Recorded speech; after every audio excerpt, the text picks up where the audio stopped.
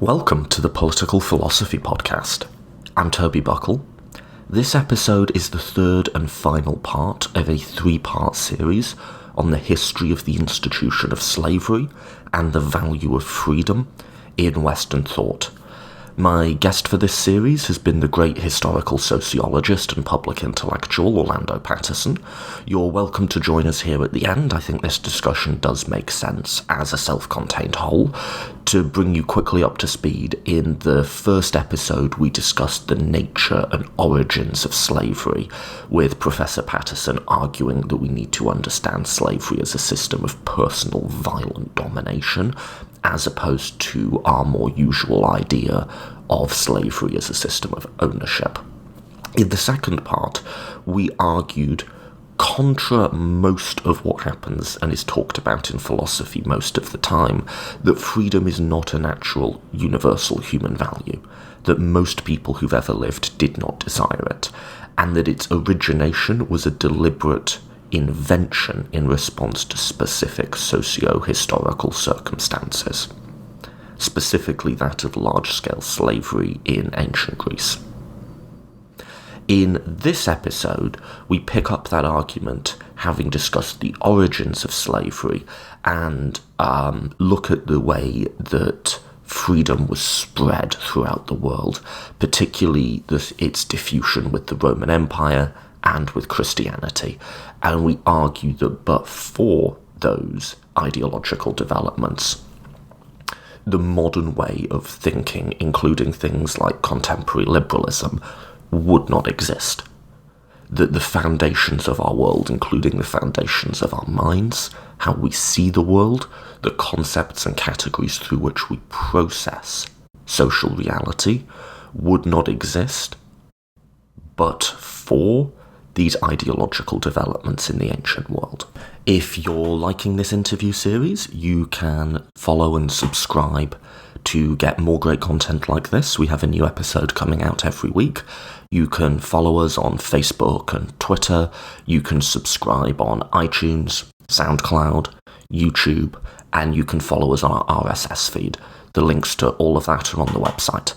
If you want to support this show, if you think it's valuable that we're getting these sort of long-form, in-depth interviews out there, then you can support us by sharing these episodes on your own social media. You can tag or forward to friends. And if you are able to support in a more monetary way, we have a Patreon account, and we suggest a donation of $2 an episode, or whatever amount seems right to you. And as always, big thank you to anyone who does any of those things, and I'll be releasing some bonus content along with this episode on our Patreon page, which is just Patreon/Political Philosophy Podcast, Patreon/Political Philosophy Podcast, as a way of thanking the show's sponsors for doing that. So I'll be releasing a bonus episode, which will be a sort of unofficial fourth part with Professor Orlando Patterson. We actually ended up talking for most of the day, and I've structured this three-part series to try and bring you a coherent, sustained argument that tracks a single thread. We actually just stayed on the line and chatted in a more informal, less structured way for a little bit. We talked a bit more about Trump. We talked about the Queen in the UK, of all things.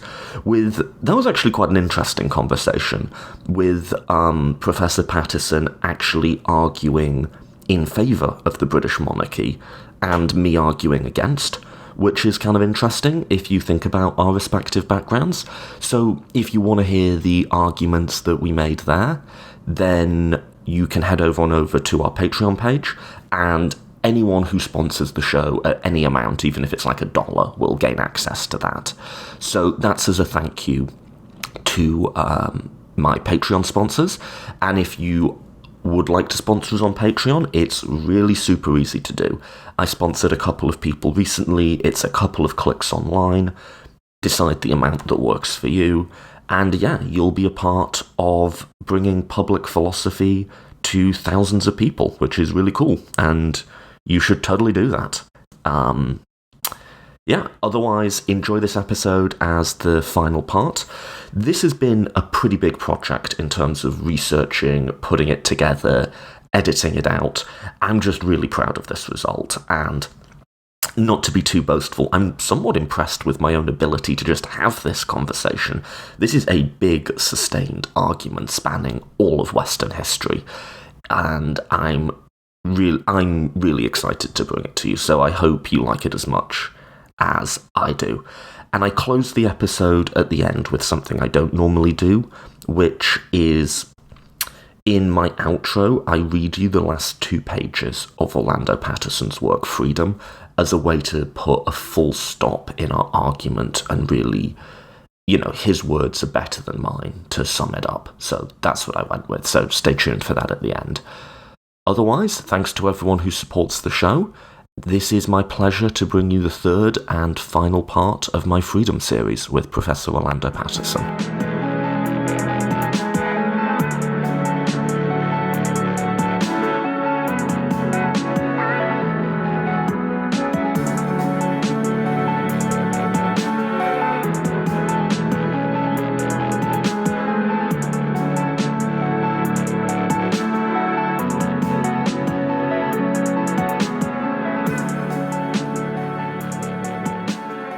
To get back to Rome, what is extraordinary about Rome is not only a continuation of this, but a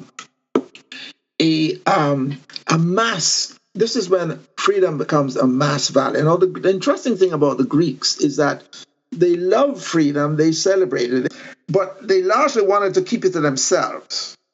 I mean, if you read Aristotle and barbarians and so on, I mean, they're just not sort of worthy of this wonderful freedom. How you feel about Cicero, I feel about Aristotle. Like, the man's a bore, and that he's so important to the history of the world is kind of astonishing. He's quite contradictory on slavery, isn't he? I mean, well, he certainly is very average on slavery. And there's a profound contradiction in everything he writes about. Is because he himself, of course, was a metic. I mean, he was a resident alien. And I mean, I've never understood how he wrote the thing. He wrote the most horrible things about slaves and slavery, and about, of course, the idea that non-Greeks are only worthy to be slaves. But anyway, yeah, we all have our contradictions. And I'm sure many of your colleagues in Britain who are Aristotelian scholars would be horrified at the idea that he's anything but a genius. But no, we get to, I don't know, I mean, you want to go to Rome, because Rome is important in the story. I mean, the Greeks would prefer to keep freedom to themselves. It broke out very soon from them. So, there's a wonderful passage in Philo, the Jewish philosopher of the Hellenistic period, in which he describes going to a performance of Euripides, and he said that at the end of the play, people broke out into great sort of applause and just celebrating the term freedom, and I said, my God, I mean, and how wonderful it was. So, but this is even before Rome. What happens with Rome is just what I call the universalization of the idea, because of course Rome was this large-scale slave society which strongly emphasized freedom. In fact, the main meaning of freedom in Rome was libertas, which means not to be a slave. But then you had slavery penetrating every section of the society.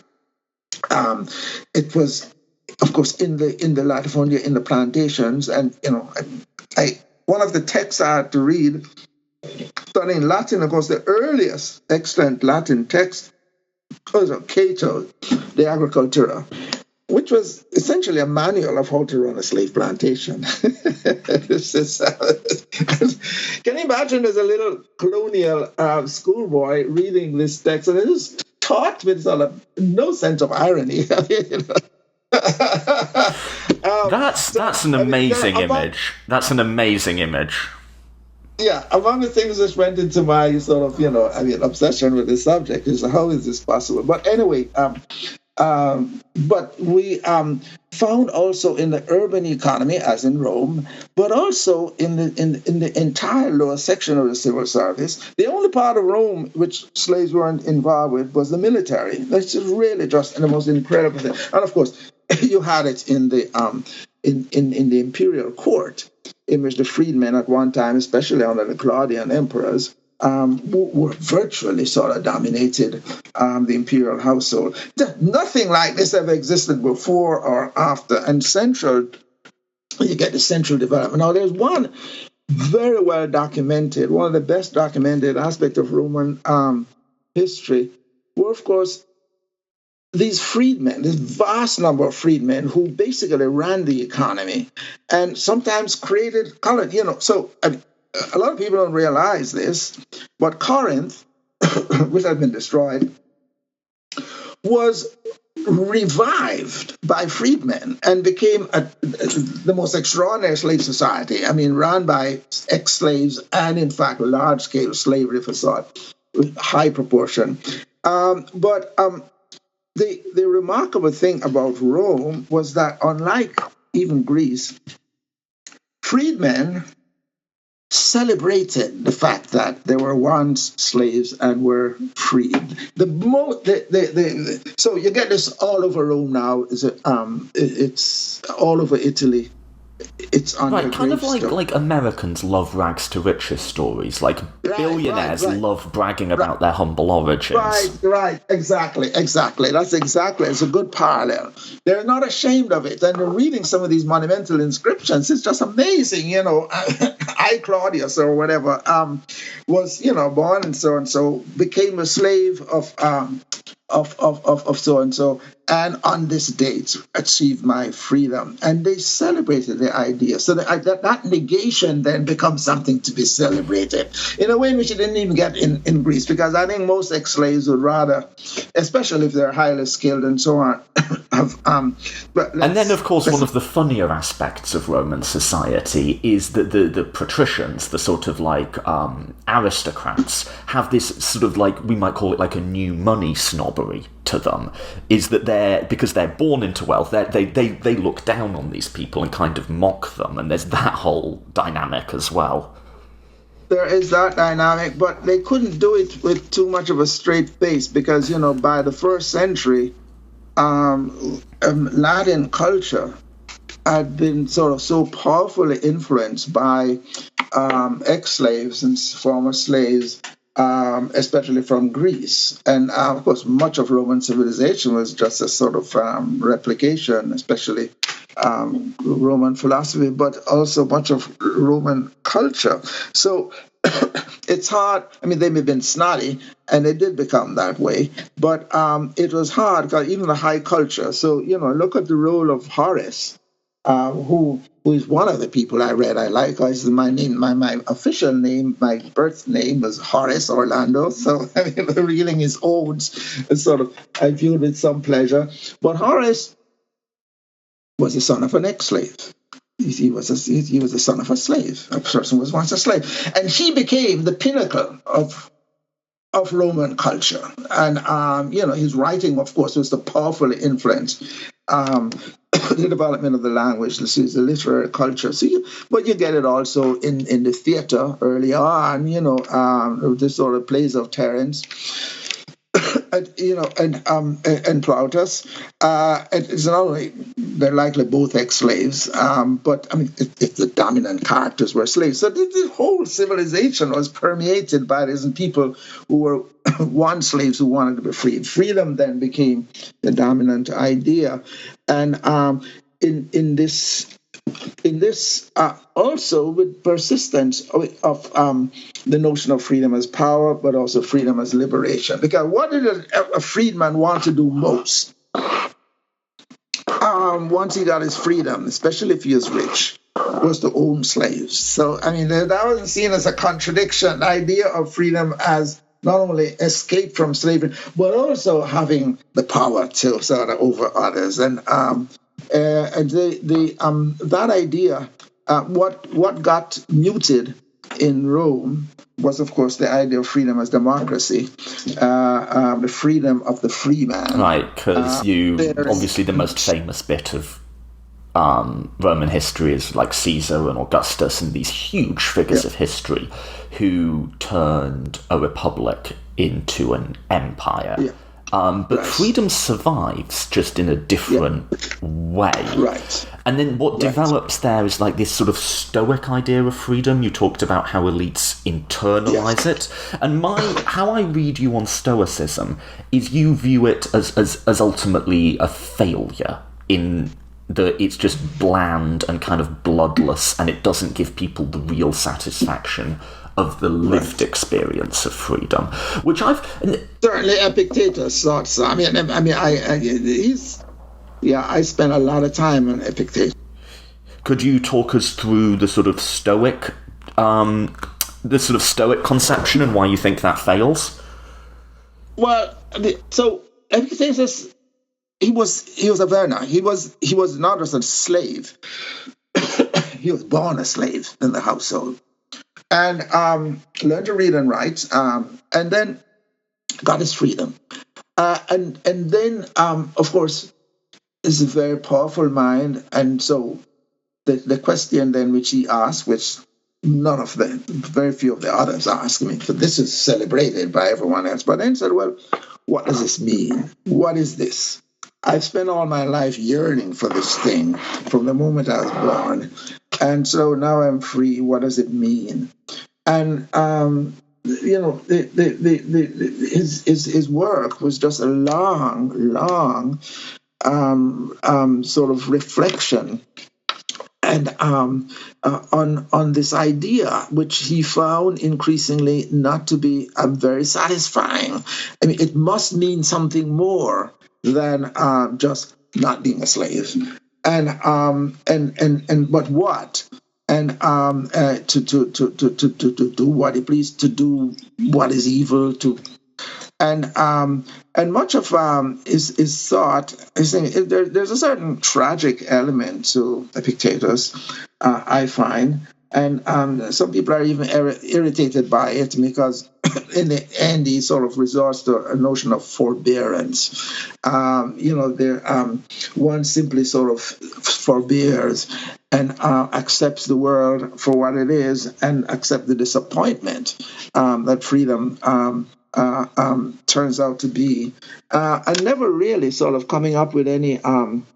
He sort of resorted to a Stoic sort of view, but his Stoicism many people find unsatisfying, but not of course not everyone. And I spent a lot of time trying to sort of move with him and follow him through, and what is a very tragic sort of acknowledgement of the fact that this great thing which we are celebrating isn't all it's cracked out to be, and what else is there? And of course, Stoicism offered him the option of a sort of union with the world soul, which he also, I sometimes felt, was a little disappointed with. I mean, I think his work is one long sort of exercise in disappointment in what was supposed to be this most glorious thing, which he could not, because he could never come to grips with as something truly positive, because he saw one interpretation of it was power. You're free to do as you please, but to do what? What is this thing you're pleased? And it goes on and on and on, sometimes almost ad nauseum.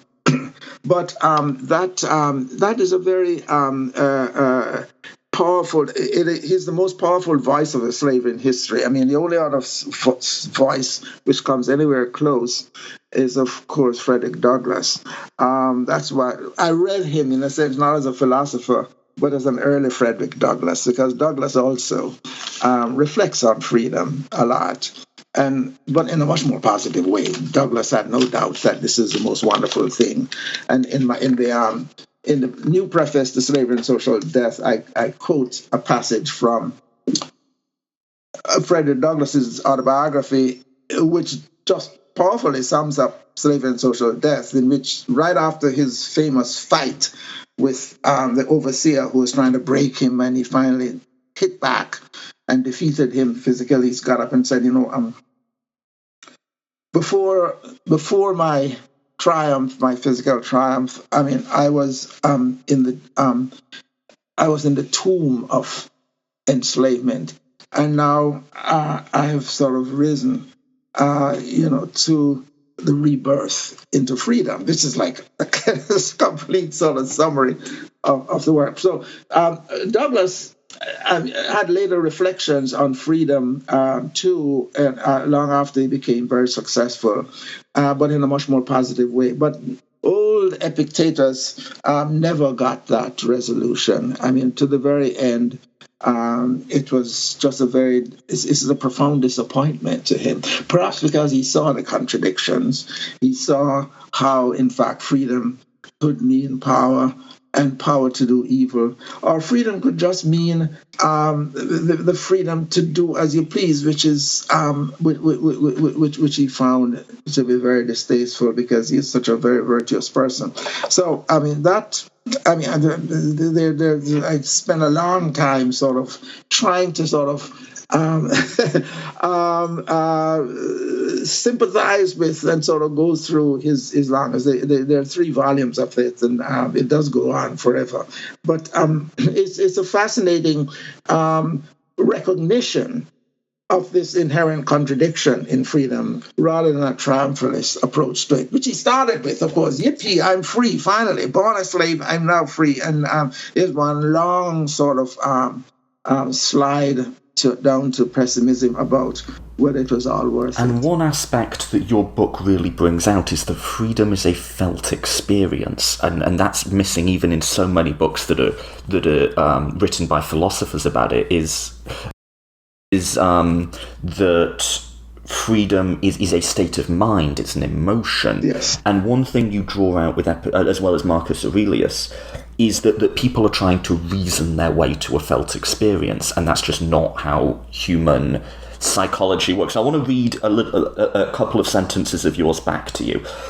You went through the whole failure of Stoicism, and you said, quote, "No creed should so fail its adherents. The problem with late Stoicism for people such as Marcus and Epictetus was not so much that it was a spent force intellectually, but they sought something from it which it was incapable of providing: spiritual freedom."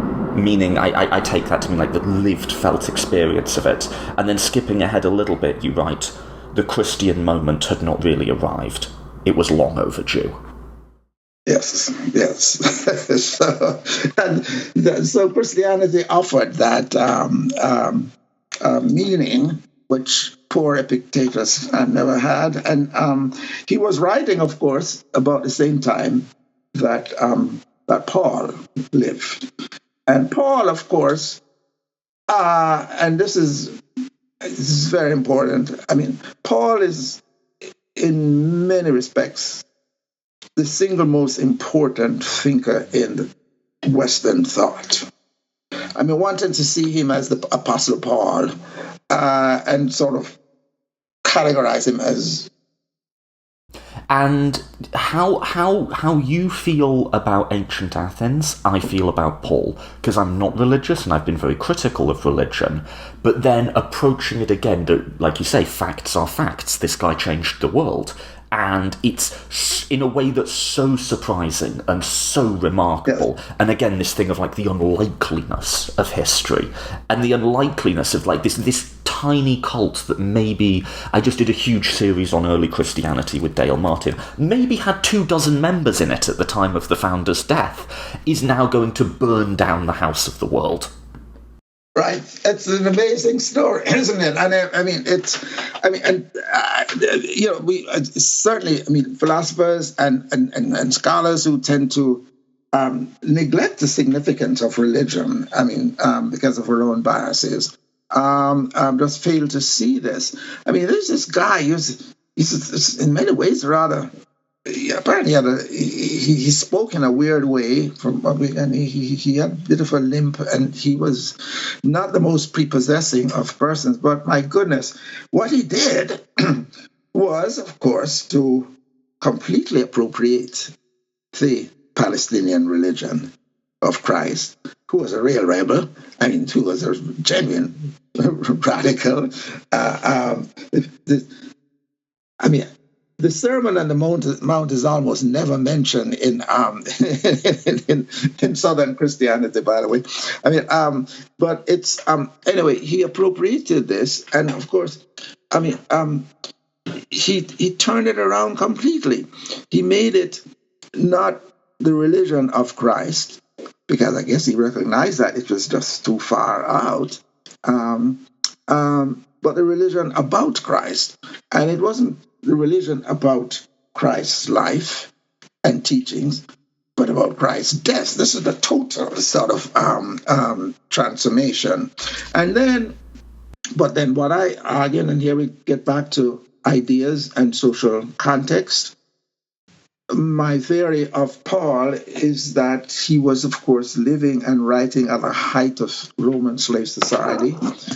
And he simply transposed the Roman and Stoic notion of slavery and freedom. He got that idea from Stoicism, of course, and interjected it and made it the central idea in Christianity, which is freedom. So if you listen to any, the central idea of Christianity is redemption. And if you listen to any sermon by fundamentalists in America on Sunday or any other day, that's the word which comes up most often. And of course, it comes from the Latin redemptio, which literally means to purchase someone out of slavery. To redeem. And the structural metaphor of slavery just runs through Paul. And you have both like purchase models, which is in something like Galatians, where it's like the metaphor is becoming a member of the church with Christ is like that you've been released from slavery. It's like a manumission model. But then you've also got the moral universe of Romans, where it's a transference model, where it's like you were enslaved to sin, now you're enslaved to Christ, and that's much better. It's like it's like you have a better master somehow. Right. Yeah, it's literally, that's the word. I mean, the more recent translations of the Bible, of course, says what perhaps earlier translators found almost too embarrassing or confounding, which is enslavement to God. It was the ultimate freedom, and also where you find your home. So, he just introduced, but in doing that, this is how you want many people have sort of wondered about the longevity of freedom. So, in fact, some people even argue, and I don't know how much you've gotten into this in your other discussions, what does this have to do with modern freedom? So there are some who completely deny the connection, who argue that, in fact, there was a complete break and that modern freedom began somewhere with the birth of capitalism. So you know that story. One of my many struggles, if you like, and quarrels, is the fact that I hold a continuity view. Now, most people seem to think that making the claim of continuity is totally defeated by the Middle Ages. The argument is that something happened, it all collapsed with the collapse of Rome. And you had the Dark Ages and the Middle Ages, and you had feudalism, and there's nothing of freedom. And so you have to start with the Renaissance, and then, of course, with the birth of capitalism. Somewhere back there in early modern Europe, you got the revival of the idea. But that's, the work I'm doing now, long overdue, modern studies of freedom, is that idea is just completely wrong. Now, I have a very long chapter on a test strip for David Bryan Davis called The Problem of Evil, in which I've argued that, in fact, we are completely wrong in our view that the Middle Ages had nothing to do with freedom. It's just not true. I used the metaphor, and tell me if you agree with this as a characterization. Again, this is on my Dale Martin interview, where we did quite one of these quite extended interviews. I have to see that interview, by the way. Is it's online? Yeah, I'll right? If you give me your email, I'll send it to you. Please. But I use the metaphor of it's like an ideological seed, in that the sort of plant would be the institutional expression in terms of democracies or republics or something like that. But you always have the seed, and it's always there ready to reflower. So it flowered in Athens to an extent, it flowered in Rome, but then of course the plant died with the collapse of the republic. But freedom in the sort of sovereignial sense was retained, and it was just always there for like another 1,000 years, and then it reflowers and you get people, I mean, like the Reformation, like Luther, Calvin, like the city-states in the Locke. Italian, yes, who Locke. yes. And one of the other things is Locke is a prime example of this, in that I've always argued, even when I was doing my undergrad, what Locke is not a political theory. Locke is the political consequences of a religious theory. Yeah, it's applied religion, it's applied theology. Much of Locke, I consider. So the seed, you mentioned the seed. The seed didn't die. The seed got buried in Christianity. Right. The seed survives even if the plant is gone. Christianity, yeah. And note one thing, which my study of the Middle Ages indicated. I did a study of what do the ordinary people think. So obviously the whole point of medieval Christianity was to prevent the masses from actually coming to a realization of what the true meaning of freedom in Christianity was. And of course, they used a very simple, rather ingenious in its simplicity, which is to have the Mass in Latin. It's just like such a dumb trick that played out over like 800 years. Of like... They didn't imagine going this. You didn't have a clue what this is all about, but you're doing it. It's just amazing. How they got away with it?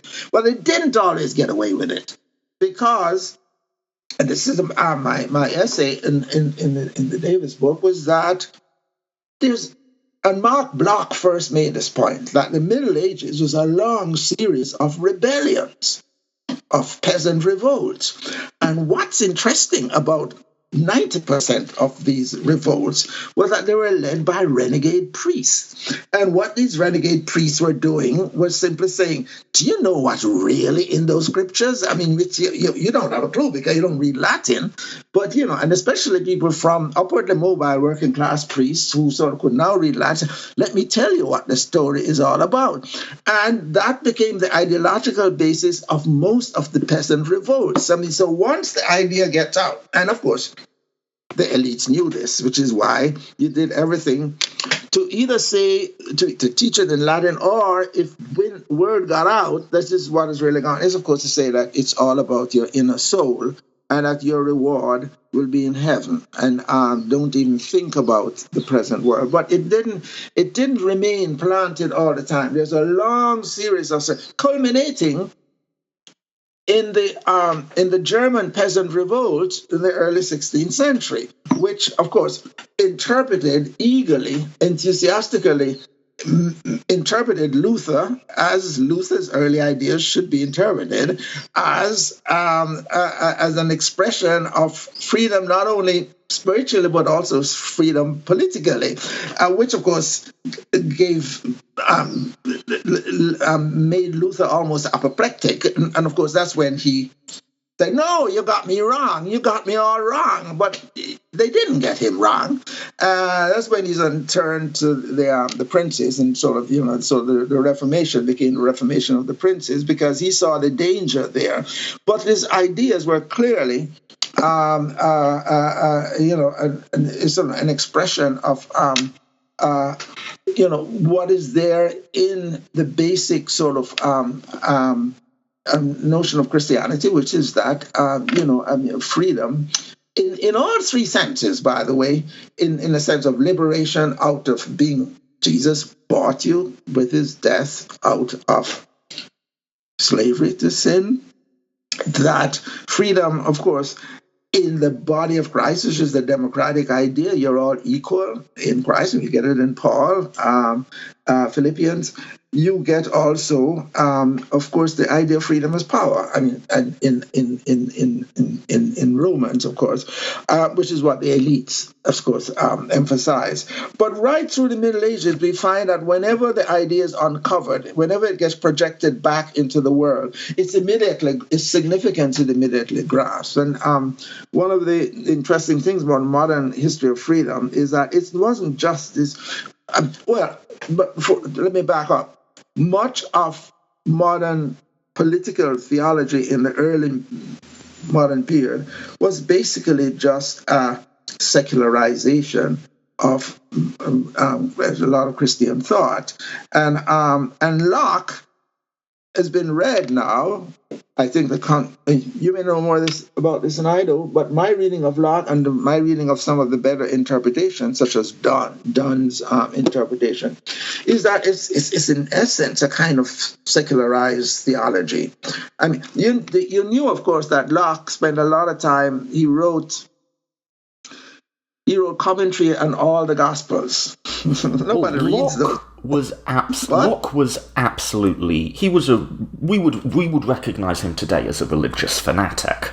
It absolutely was, yes. So here's how Locke's, and it's a little while since I've studied this, so if there are any Locke scholars on here, maybe just grit your teeth through this bit.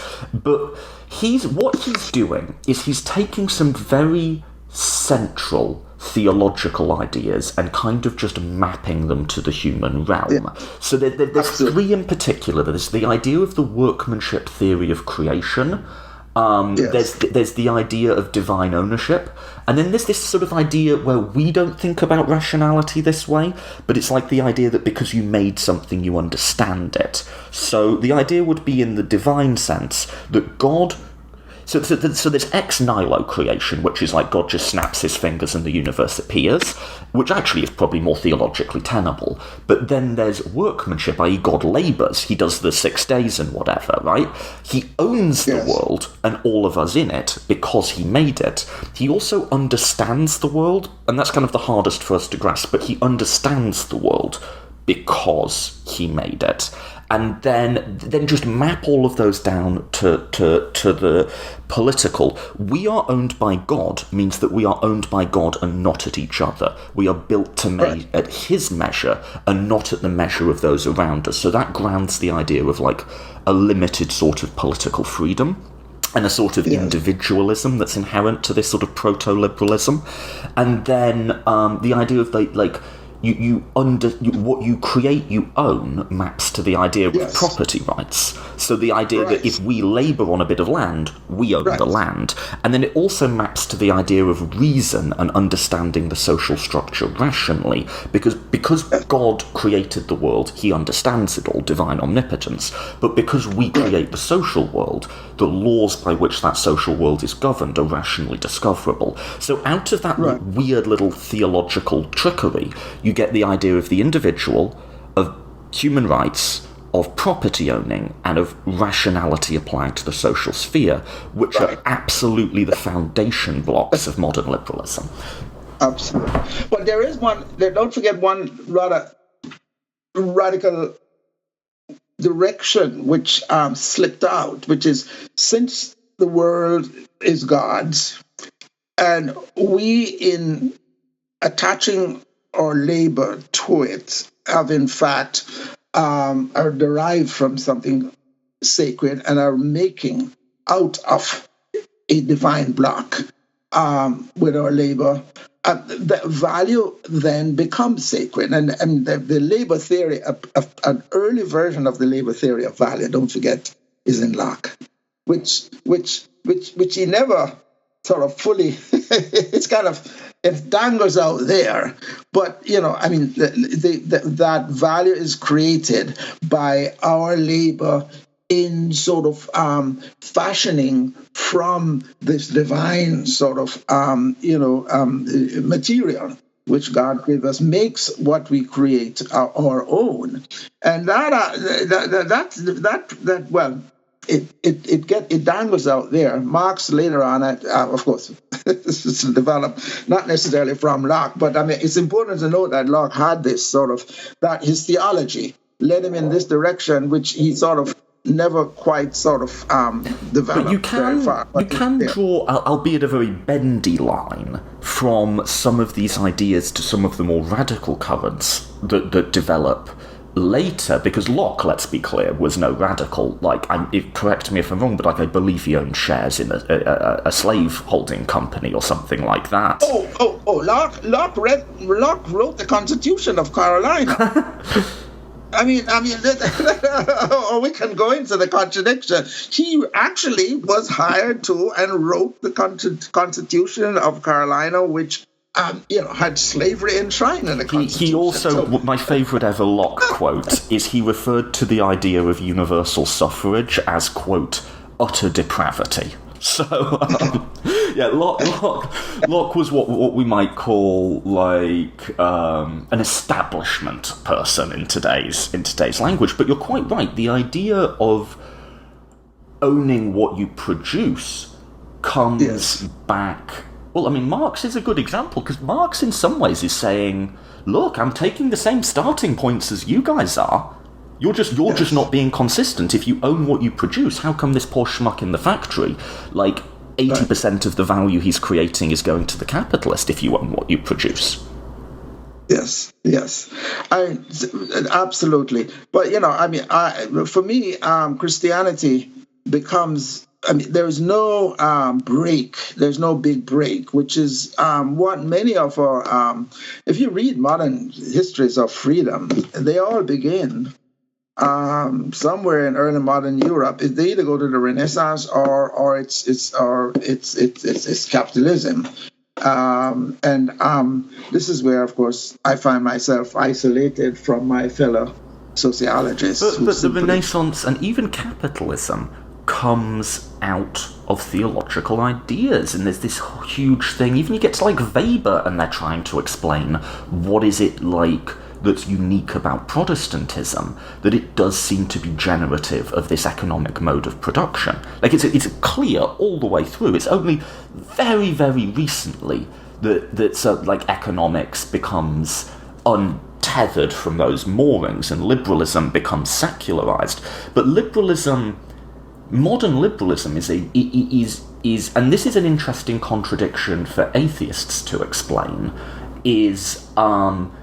we can deny the overtly supernatural claims of religion, and I would agree with that denial. But then there's also this interesting contradiction of we are living within not just physical structures, but mental structures like liberalism that are built by Christianity. And how do you make sense of that as trying to develop an ethical philosophy, it can be done. I mean, we just see, all over Scandinavia now, there are theology departments in which professors are avowed atheists. So the idea there is that you can see how the religion was very powerful in influencing minds and thought that later developed into philosophies, whether freedom or what have you, which are very important in a purely secular way. I mean, there's no necessary contradiction in being an atheist and recognizing the great value of Christianity in its development or development of our civilization. And unfortunately, a lot of people don't see this simple truth, and so Weber, of course, is the closest thing to someone who holds this view and whose views are respected, although he's been very severely criticized. So that one of the leading current historians, economists, who writes a lot on freedom, of course, is Daron Acemoglu of MIT, very powerful mind, and whose works on institutions I happen to find extremely valuable. But he actually takes Weber seriously, but ends up saying, that's not what that it doesn't work. That what you need, of course, is just all you need is respect for private property and the institution of which uphold private property to explain later development. But we needn't get into that. What I'm saying is that it's possible to recognize the value of Christianity and its enormous importance in generating secular ideas. Of course, in America, you must know that Christianity is alive and well. Quite. It seems almost to be playing that role of they seem to have found a way to read them the last Mass in Latin, except they're reading it to them in their own language and they're still not hearing it. Absolutely. And of course it's becoming more powerful now because the Supreme Court has just been taken over by the right. Which of course is completely in the control of some of the most conservative forces in America right now, the minority of fundamentalists. In fact, the reason why Christian fundamentalists support a man who is arguably the most sort of unchristian and vulgar and sinful person to assume the presidency. They support him precisely because they recognize that he'd have the power to make appointments to the Supreme Court, which will promote the aims of fundamentalist Christians. So they are now ascendant. Yeah, I made the exact same point in my interview with Michael Frieden. Like the extreme decisiveness that the Supreme Court can wield has really poisoned our democracy recently, in that you have people who are self-aware that they're voting for someone who is the walking annihilation of their worldview. And they're still voting for him because it's almost like I made the point as like it's utilitarian, right? It's like if abortion really is murder, then that just sort of overwhelms any other consideration, and you have to vote for just the it's almost like one of these scenarios people give as counterexamples to consequentialism. Like you'd really vote for this guy, and yes, they did. Well, yeah, and there's been polls now which have asked, does a person's political behavior and views have to conform to his personal behavior? Until recently, Southern fundamentalists said absolutely yes. You are a hypocrite, you are ungodly, you are not fit to believe. Now, the great majority said no, the two are not connected in the most recent poll just last week. Can you believe that? But there's an old, we mentioned this term before, there's an old expression, out of evil cometh good. Well, let's hope that's the case this time round. Okay, let's pause there. Thank you so much for doing this. I really value your time. Goodbye. Nice talking with you. I enjoyed this very much, and I hope to meet you sometime. Bye-bye.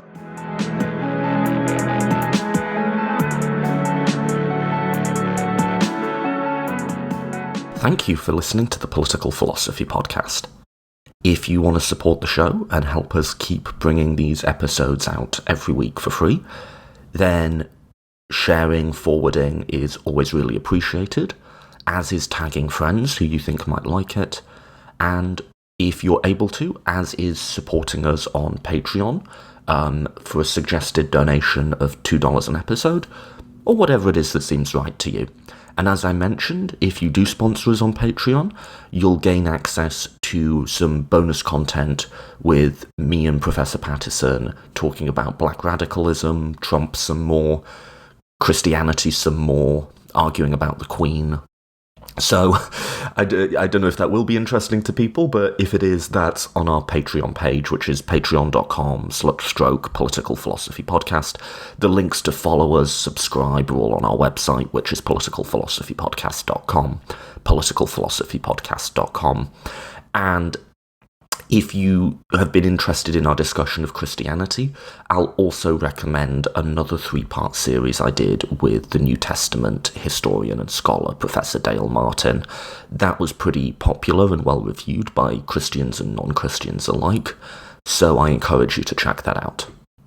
To close this series, I wanted to try and sum up why I think this is an interesting and important thesis, the idea that freedom was constructed, and the idea that it is quite historically unique, and the idea that it came about specifically because of slavery.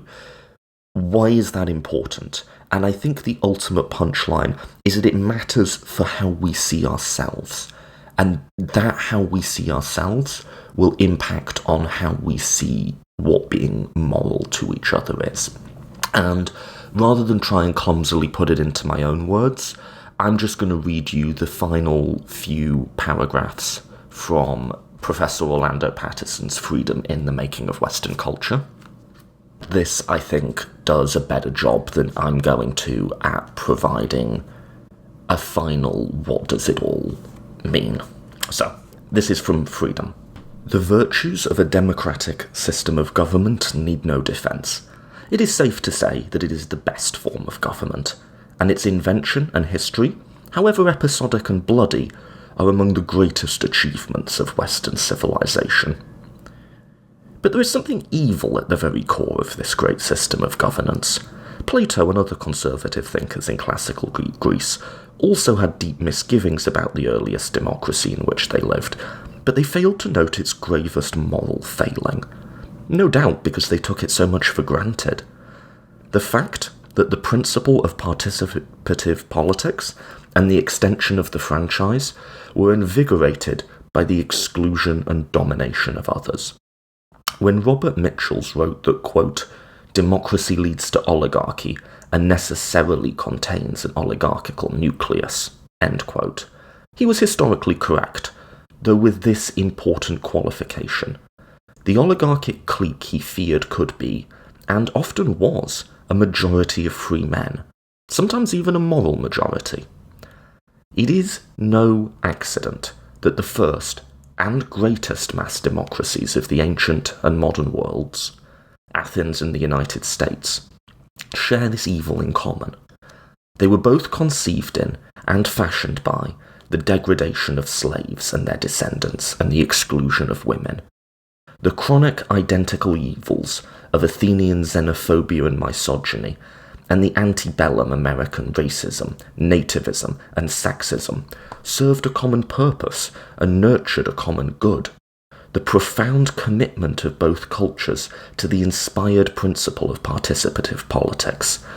We, the citizens, the people, the free, those who we hold dear, those whom we marry, kith, kin, not in bondage, noble, glad, illustrious, beloved. We, the politically free body of men, always, it would seem, tragically require the them who do not belong, the ignoble, the non-kith, the non-kin, the people we do not marry, the alien within, the serf, the Jew, the Slav, the slave, the Negro, the people who cannot vote, who demarcate what we are, the domestic enemy who defines who we love.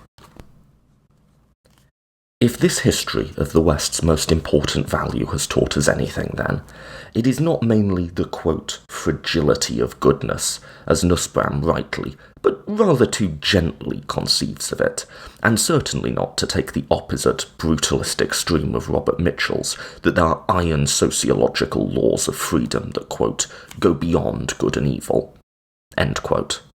There are no such iron laws in human culture, and nothing goes beyond good and evil. What we have learned, rather, is the tragic interdependence of good and evil. To its great credit, Western culture has never tried to conceal this terrible truth, though it is one our present era is all too eager to shun. From its secular Greek roots, the West learned the lesson of the tragic dramatists, that the only wisdom worthy of remembrance comes from struggle and unfathomable suffering. Freedom is the gift of wisdom won from pain. From its Judeo-Christian religion, forged in the sickening horror of Roman slave society, the West learned the reinforcing spiritual truth that, quote, out of evil cometh good. The vision of Israel emerged from the bondage of Egypt. Redemption, spiritual freedom, was not simply liberation from slavery to sin, but as Paul saw in his fearsome vision, the suffering of sin made necessary the coming of the Christ and the promise of the cross, that central and most protean civilizational symbol of death and rebirth, estrangement and reconciliation, slavery and salvation. Less obviously, but for that very reason more subliminally potent, in the image of the nailed, dying God, we see the permanent horror of constraint. In the image of the wooden cross, the vertical crossroads, the Pythagorean Y, we see the ultimate veneration of choice. Whether we choose to believe in this or not, it is in this strange, terrifying vision, at once mortal and divine, that has fashioned the culture and genius of the West. All who have come up from the abyss of slavery and serfdom, the children of slaves as well as the children of slave mongers, must be humbled by this truth each time we celebrate our freedom.